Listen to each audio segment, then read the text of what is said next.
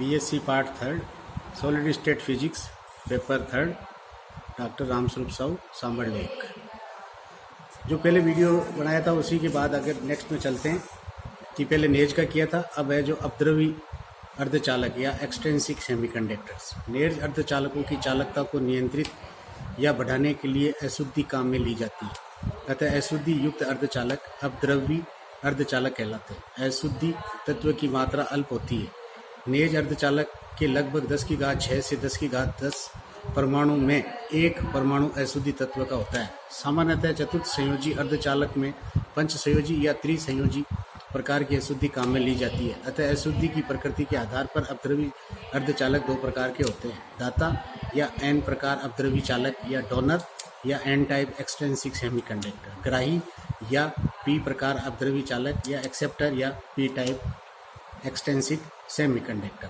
जो आपके पास में दाता प्रकार की ए नंबर पे दाता प्रकार या एन प्रकार का अपद्रवी अर्धचालक, डोनर टाइप या एन टाइप एक्सट्रिंसिक सेमीकंडक्टर। नेज अर्धचालक में पंच संयोजी अशुद्धि या फास्फोरस पी या आर्सेनिक आदि मिलाने पर, यानी कि इनकी जो आउटर मोस्ट ऑर्बिट है उसमें पंच संयोजी यानी कि फास्फोरस और आर्सेनिक मिलाने पर एन प्रकार के अर्धचालक बनते हैं। इस प्रकार की अशुद्धि के 4 इलेक्ट्रॉन से संयोजी आबंध निर्माण के काम आते हैं तथा एक मुक्त इलेक्ट्रॉन रहता है, अतः इसे दाता अशुद्धि अर्धचालक भी कहते हैं। तापीय ऊर्जा के कारण, तापीय ऊर्जा का मतलब सिंपल जो आप और हम साधारणतः मैंने बताया ना कि हम हाथ को रगड़ेंगे वही तापीय ऊर्जा है, के कारण अल्पसंख्यक आवेशवाहक होल भी एन प्रकार के अर्धचालक में पाए जाते हैं। होलों की संख्या इलेक्ट्रॉनों की संख्या से कम होती है। दाता अशुद्धि के द्वारा प्रस्तावित, यानी कि जो भी आपने अशुद्धि मिलाई है उसने अपनी तरफ से एक इंट्रोड्यूस किया ऊर्जा स्तर, वह चालन बैंड के नीचे यानी कि उसके पास में कुछ ऊर्जा अंतराल पर होता है। और ये ऊर्जा है जो सिलिकॉन के लिए 0.05 इलेक्ट्रॉन वोल्ट है, मैंने कहा जैसे हाथ रगड़ते हैं उससे भी छोटी ऊर्जा है। और जर्मेनियम के लिए आपके पास 0.01 इलेक्ट्रॉन वोल्ट होती है। एन प्रकार के अर्धचालक के लिए धारा प्रवाह में इलेक्ट्रॉन का योगदान ज़्यादा होता है, अतः इलेक्ट्रॉन बहुसंख्यक आवेश वाहक या मेजॉरिटी कैरियर हैं और होल अल्पसंख्यक वाहक या माइनॉरिटी कैरियर्स है। ये यहाँ इसलिए पढ़ाया जा रहा है कि आगे के चैप्टर में आपको इनकी बाकायदा डेंसिटी निकालनी है, तो ये अभी अपने को पता रहेगा तो उससे आगे अपने को सहयोग मिलेगा। तो यहाँ देखिए इसने जो इसके डायग्राम में बहुत ही बढ़िया डायग्राम बनाया है कि मुक्त इलेक्ट्रॉन यहाँ जो वैकेंसी दिखाई है, क्योंकि ये 5 वाला है, 5 वाला है तो 4 के साथ तो इसने सहसंयोजक बंद बना लिए, परंतु 5वां इलेक्ट्रॉन है जो इसका फ्री इलेक्ट्रॉन है। और फ्री इलेक्ट्रॉन मैंने बार बार कह रहा हूँ कि जैसे ही मेरा जालक बना और उस जालक के अंदर अशुद्धि मिली, उसने अपनी जगह ग्रहण की, ऐसी जो कंस्ट्रक्शन उसने कर लिया, यानी ऐसा प्रतिबंध या कंस्टेंट बना लिया, ये इसको सीधा सा यूँ कहते हैं कि बैंड गैप का अध्यापन होना। यानी कि आपके पास में जो भी बैंड है, बैंड गैप नहीं, बैंड जो है चालन बैंड है या संयोजी बैंड है, तो चालन बैंड क्या करता है, अध्यापन यानी ओवरलैपिंग करता है। उस दौरान इस तरीके की घटना घटती है, उसके लिए हमने कहा है कि कोई ना कोई प्रतिबंध लगा तो ये मुक्त इलेक्ट्रॉन कहलाता है। तो यहाँ देखिए इसमें चालन बैंड यहाँ है तो ईसी और ईडी है जो आपके पास में दाता ऊर्जा स्थिर है, इसने अपना यहाँ पे इंट्रोड्यूस कर लिया अपने आप को। और ईएफ है जो इन दोनों के मध्य है। अब ये मुख्य आपके पास में पहले वैलेंस बैंड वाला पार्ट था, तो अब वैलेंस की जगह ये खड़ा हो गया, और वैलेंस बैंड है जो संयोजी बैंड है। तो एन प्रकार के अर्धचालकों में ऊर्जा बैंड और एन प्रकार के अर्धचालक का निर्माण। अब देखिए आप दूसरा ग्राही प्रकार या पी प्रकार का अपद्रवी अर्धचालक, एक्सेप्टर टाइप या पी टाइप एक्सट्रिंसिक सेमीकंडक्टर। जब त्रिसंयोजी अशुद्धि यथा बोरॉन या गैलियम आदि, गैलियम की जगह गैलियम नाम है, आदि नेज अर्धचालकों में मिलाई जाती है तो पी प्रकार के अर्धचालक बनते हैं। अतः त्रिसंयोजी आबंध का ही निर्माण हो पाता है। यानी कि आपके पास में देख लीजिए 3 है जो कोवेलेंट बॉन्ड बनाते हैं, ये बॉन्ड एक फ्री हो गया, तो ये जो बॉन्ड है जो इसके करस्पॉन्डिंग में फ्री है, उसको यहाँ पे जो बना हुआ पार्ट है वो क्या कह रहा है कि ये जो इलेक्ट्रॉन है ये क्या करता है, इसमें दोस्ती करता है, अर्थात ये कंडक्शन बैंड में ओवरलैपिंग वाले पार्ट में आराम से विचरण कर सकता है। इसी को कहा है कि आबंध पूर्ण बंध से बना होल। यानी कि यहाँ का जो इलेक्ट्रॉन आपके चाहिए जो दोस्ती करवानी है उस इलेक्ट्रॉन के लिए मैंने कहा है कि वो विचरण करता रहता है। यहाँ इसमें आ गया, इसका इसमें आ गया, और इसमें जो खास बात है ग्राही के अंदर, यहाँ जो जालक है उसी जालक में उपस्थित सिलिकॉन के ही इलेक्ट्रॉन को ये ग्रहण कर सकता है। आप सोचोगे मैं बाहर से दे दूँ, आप सोचोगे मैंने सप्लाई दी है वो सप्लाई का इलेक्ट्रॉन ले लेगा, ऐसा नहीं होता।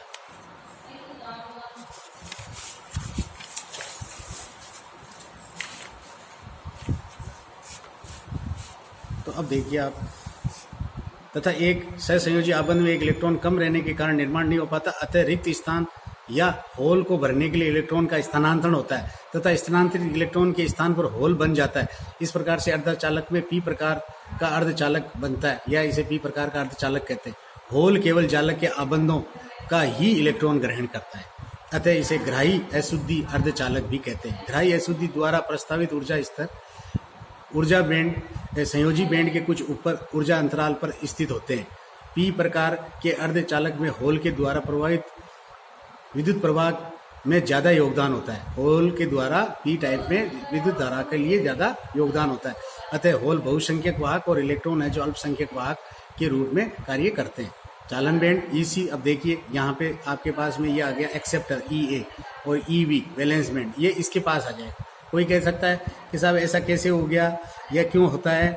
ये इसलिए होता है कि आपने जिस टाइप की अशुद्धि मिलाई उस टाइप से मेरे जालक और उस जालक के करस्पॉन्डिंग जो चालन बैंड है उसकी जो क्वालिटी है वो बनेगी। तो यहाँ इलेक्ट्रॉनों की क्वालिटी के लिए तो चालन बैंड है, और इलेक्ट्रॉन नहीं है तो कहाँ जाएगा वो संयोजी के पास ही तो जाएगा। इसलिए संयोजी के पास में ई ए वी को खड़ा किया गया।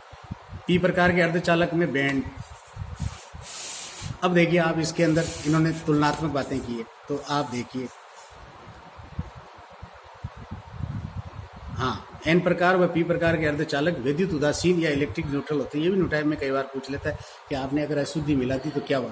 वो क्या है, क्योंकि कोई भी तत्व है उस तत्व का अपना अष्टक पूर्ण करने की आदत होती है, और अगर कोई बच भी गया तो भी वह स्वयं विद्युत उदासीन होता है। यानी उसमें कोई ऐसे नहीं है कि इलेक्ट्रॉन फ्री इलेक्ट्रॉन है तो आपके पास में वो आयन है, आयन जैसा कोई भी उसमें स्ट्रक्चर खड़ा नहीं होता, इसलिए इसको कहा है कि इलेक्ट्रिकल न्यूट्रल होते हैं।